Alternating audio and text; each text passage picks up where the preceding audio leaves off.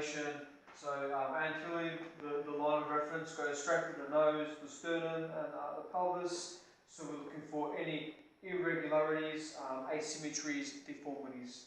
So the first thing you look at is the ears and their level. Is there any lateral flexion of the neck, any rotation of the neck? You come to the acromion processes and have a look at the level of the shoulders. From there, we can have a look at the elbows and the carrying angle of the elbows, the arms, any internal and external rotation. From there, we can come down to the ASIS. Joey, is it okay if I palpate the area of your body? Have a look at their level. Is there any excess tiltage, any rotation of the pelvis? From there, we come to the hips, any internal and external rotation, coxal-lower, coxal-vulgar, angle of torsion. From there, we come to the knees. Is there knock knee? Are the knees more distributed outwards? We can come to the inferior poles of the patella and have a look at their levels if we want. From there, we can also come down to the arches of the feet and have a look how the patient's actually standing. And then to the big toes here, just have a look at how they're actually in their relaxed position. Is it up? Is it down?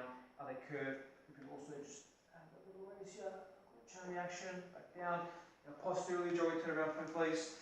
So posteriorly, the line reference goes through the head and down through the body, cutting it in half again. So this time, if we can see the mandible, again, is the head rotated. Look at the level of ease as well. From there, we can come straight down to the spine, we can draw a line, and we can palpate in Joey as well. So we're looking to see if there's any scoliosis occurring at all. From there, we come to the scapula, the inferior angles of the scapula. Is there any wing occurring? How far are they from the spine? And then from there, we come to iliac crest, level of L4. And then from there we can palpate around and come straight down to the PSIS right here and have a look at their levels. And then from there we can come down to the Grach-Cantor, superior portion of the Grach-Cantor. Have a look at their level again.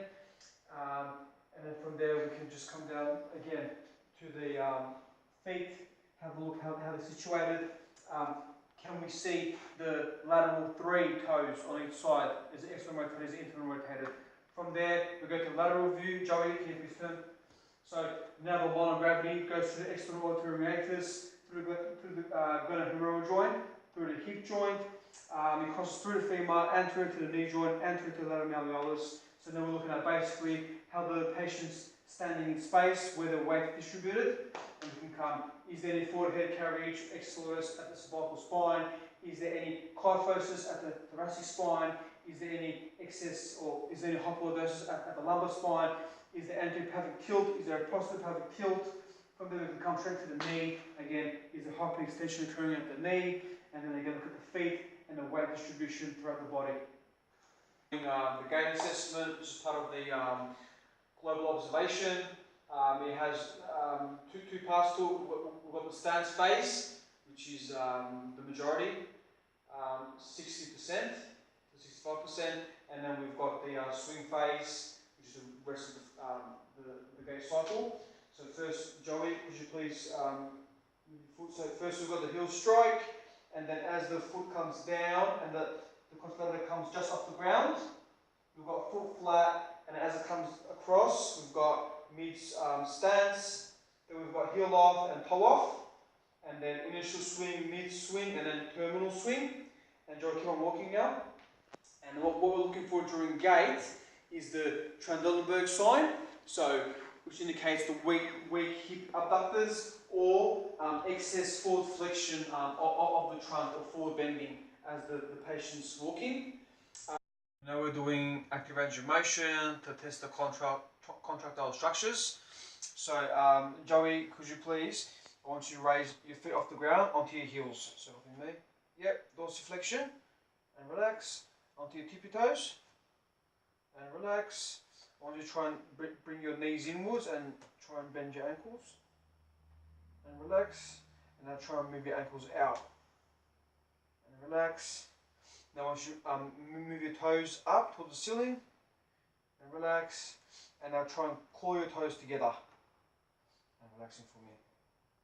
So this is non-weight bearing active range of motion. So Joey, can you please try and bring both feet up towards your body? Good, and relax. Now try and bring both feet down and relax. Now I want you to bring both your feet in towards your body. Good. Supination, relax. Now try and bring your feet out. So pronation, relax. Now I want you to try and bring, make your toes just come up towards you as much as you can, and relax. And now down. And relaxing for me. And now an example of overpressure. So Joey, could you please try and bring your foot down towards the ground? And a bit of overpressure there. Check the end feel. How did that feel? That's fine, thank you. Resisted isometric testing. So this tests the muscle and the muscle strength. So what we're going to do here is, Joey, I want you to don't let me move you. So you go push down against my forcep. 1, 2, 3, 4, 5, and relax. And the rest I'm going to do a bit more quicker. So now, Joey, for dorsiflexion, don't let me move you. 1, 2, 3, 4, 5. And now we're going to do supination. So don't let me move you. 1, 2, 3, 4, 5. And now we're going to do pronation. 1, 2, 3, 4, 5. And we'll just do the big toe. 1, 2, 3, 4, 5. And relax. And down. So I want you to don't let me move you. 2, 3, 4, 5. Test to check the integrity of the Achilles tendon to see if it's ruptured or not. Joey, do I have permission to go through this test with you? Yes. Okay, could make the injury worse. If you feel uncomfortable anytime, let me know, we can stop. Yes. So obviously before the test, through palpation, we can also work out if there is a missing Achilles tendon or some sort of palpable gap. So for the test, we find the widest girth of the gastrocnemius and give it a good squeeze. Now this is a negative test. If the ankle did not plantarflex, indicates a positive test.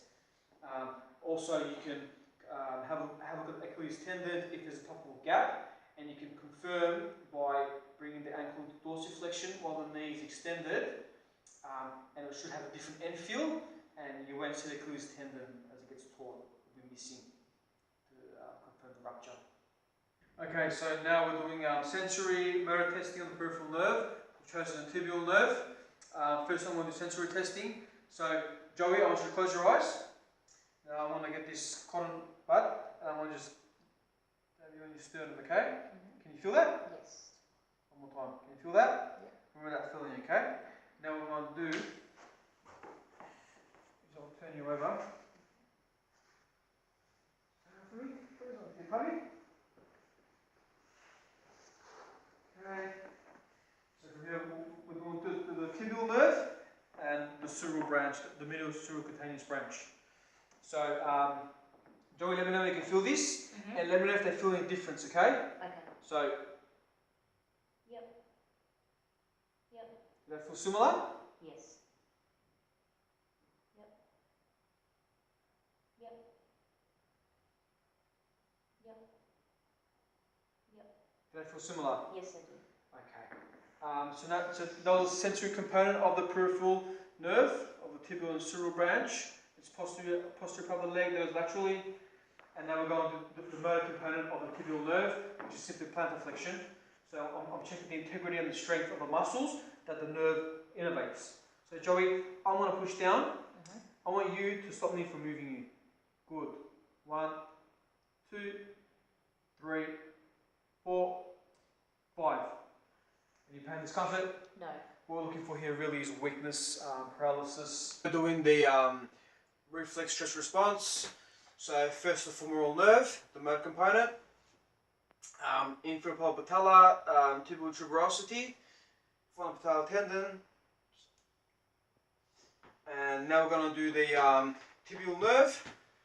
So all we've got to do is grab the foot, nice and gentle, find the Achilles tendon, and